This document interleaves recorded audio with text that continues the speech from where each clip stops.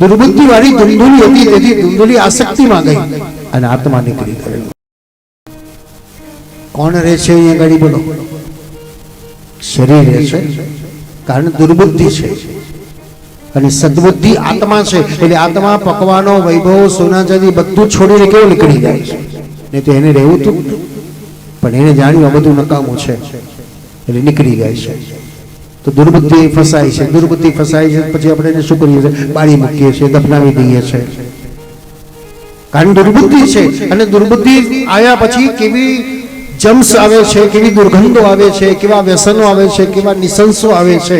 એમ શરીરમાં પ્રાણ તો ત્યાં સુધી કશું જ નથી આવતું, પણ જે ક્ષણે પ્રાણ છોડીને જાય છે તો શરીરમાં કેવા જમ્સ પડવા લાગે, દુર્ગંધ આવવા લાગે, સડો આવવા લાગે અને એક દિવસ બધાને મારી નાખે. હમણાં જ ગઈકાલે જ મેં એક મેસેજ વાંચ્યો હતો કે છોકરાને મા બાપે ભણી ગણી ભણાવીને દેવું કરીને પરદેશ મોકલ્યો અને દીકરો પરદેશ રહેતા ગામડામાં રહેતી મા બાપને ફોન કરવાનું ભૂલી ગયો. વર્ષ વધી ગયા અને ખબર પડી દુર્ગંધો મારી ઘરમાં, અને મા બાપ ઘરમાં મળી ગયા. અને મળ્યા તો ખરા પણ સડવા લાગ્યા.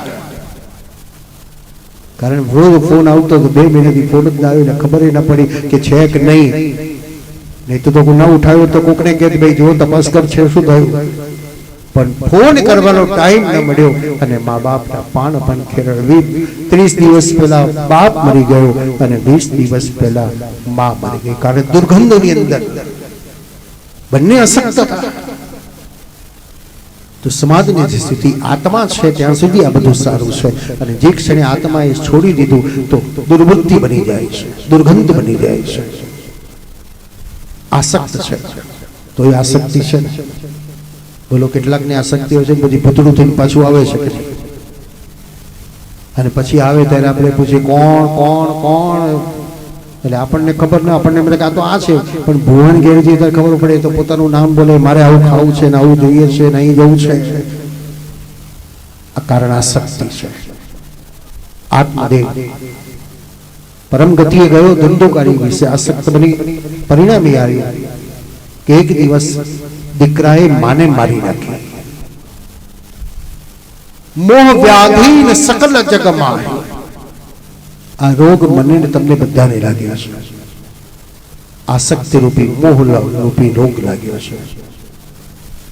ઘર છોડ્યું, રૂપિયા છોડ્યા, પરિવાર છોડ્યું, છોકરા છૈયા છોડ્યા, પણ બીજું પકડી લીધું તરત જ. શું પકડી લીધું? આશ્રમ બનાવી દીધો. 5-50 લાખ ચેલા બનાવી દીધા. 500 હજારો કરોડો રૂપિયા ભેગા કરી દીધા. શું છોડ્યું? પૂછો એ છોડનારા જેને પૂછવું જોઈએ. આપણા કરતા વધારે આસક્તિ, આપણા કરતા વધારે માયા, આપણા કરતા વધારે ઝંઝટ. આપણે તો રૂપિયાની ચિંતા, એને તો કરોડોની ચિંતા. શું છોડ્યું? શ્રી મહાપ્રભુજી કહે છે કશું છોડવું નથી. માલપુડા ખાવા છે, દૂધપાક ખાવા છે, નર્લપના ગાળામાં રહેવું છે, 500 કિલો હોનું પહેરવું છે, કશું જ છોડવું નથી. પણ છોડવી છે આસક્તિને છોડી દેવી છે. બસ પરિવર્તન કરી દેવું છે. તમે રોજ સવારે ચાલવા નીકળ્યા છો, તમને કોઈ પૂછ્યું કઈ જાઓ છો, તમે શું કહેશો? આંટો મારી આવો, ચાલી આવો.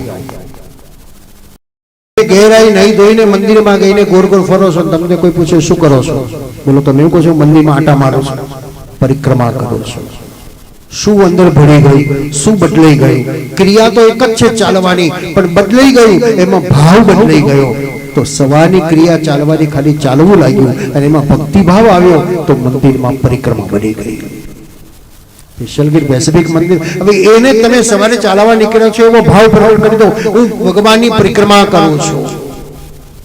શ્રવણમ કીર્તનમ વિષ્ણુ સ્મરણમ પાદ સેવનમ અર્ચનમ વંદનમ દાસ્ય સખ્ય આત્મનિવેદનમ.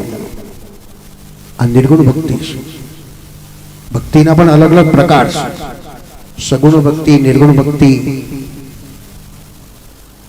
તો સગુણમાં બધા પગથિયાની જરૂર છે, નિર્ગુણમાં તો કશું જ જરૂર નથી. આત્મદેવ ભક્તિના માર્ગમાં ગયો, ધુલી આસક્ત બની ગઈ, પરી નાખી. વિષયાસક્ત બની ગયો, સ્વચ્છંદ બની ગયો. શાસ્ત્ર સ્વતંત્રતાનો જરાય વિરોધ નથી કરતો. પણ શાસ્ત્ર વિરોધ કરે છે. ક્યાં? સ્વચ્છંદતાનો શાસ્ત્ર વિરોધ કરે છે. આવે છે પેલા સ્વચ્છંદતાનો શાસ્ત્ર વિરોધ કરે છે. આજે આપણે સ્વચ્છંદ બની ગયા. ક્યાં બેસવું, કેવી રીતે બેસવું, ક્યાં બોલવું, કેવું બોલવું, શું ખાવું, શું ન ખાવું, આનો વિવેક છે આપણને. આપણા કરતા તો પશુ સારું કહેવાય કે તમે એને એવી વસ્તુ નાખો તો એ પશુ પણ ખાતું નથી. અને આપણે બધા શું બોલવું ન બોલવું એ આપણને ખબર નથી ને બોલવામાં વાતનું વતેશ્વર થઈ જાય છે ને ભયંકર યુદ્ધ પણ થઈ જાય છે. વિશાસક્ત સ્વતંત્રતામાં સ્વચ્છંદતા આવતી ગઈ. પરિણામે એક વ્યસન શરૂ કર્યા પછી માણસ કેટલો વિટમણામાં આવી જાય છે, કેટલો ભીડમાં આવી જાય છે, કેવો તકલીફમાં આવી જાય છે. અને વ્યસન તો કેવું મફત કરાવી લેન ભાઈ લે આપણે જો મફત તો મને લઈ લો, એક દાડો બે દાડો ત્રીજે દાડો પછી તરફ લાગી અને પછી આખી જિંદગી ગલ્લા પૈસા ભર્યા જ કરો, ભર્યા જ કરો, ભર્યા જ કરો. એ પૈસા ન મળે તો પછી ઉછીના પાછીના કરો, એ ના થાય તો ચોરી લૂંટફાટ કરો, એ ના મળે તો પછી કોઈને મારઝૂડ કરો. એક સામાન્ય વ્યસન કેટલો વિનાશ કરી નાખે છે. પણ આજે માણસ નિજી સ્વાર્થમાં પોતાને રૂપિયા મળે એટલે લોકોને દારૂ મફત પીવડાવશે, દારૂની બોટલો વેચશે, પણ એ કેટલા ઘરોનો વિનાશ કરી રહ્યો છે, કેટલા પરિવારનો વિનાશ કરી રહ્યો છે, કેટલા જીવોનો વિનાશ કરી રહ્યો છે. એને 500,000 કરોડો મળે ને તો એ દુઃખી દુઃખી ને દુઃખી છે, કારણ એ વિનાશ કરી રહ્યો છે. ભક્ષાભક્ષનો વ્યવસાય કરનાર પણ બીજાનો વિનાશ કરી રહ્યો છે. અંતે એ પણ સુખી નથી થતો. લોકોને લૂંટી લૂંટનારો એ પણ સુખી નથી હોતો. ભલે 500,000 કરોડ હશે પણ એ દુઃખી હશે, છેવટે એના શરીરથી દુઃખી હશે. એક રોટલી ખવાતી નહીં હોય નથી, કારણ લોકોના મોઢામાંથી કાઢ કર્યું છે, હવે ખાઈ શકતો નથી. શ્રીમદ ભાગવત સમાજને જીવન જીવવાની કળા શીખવે છે.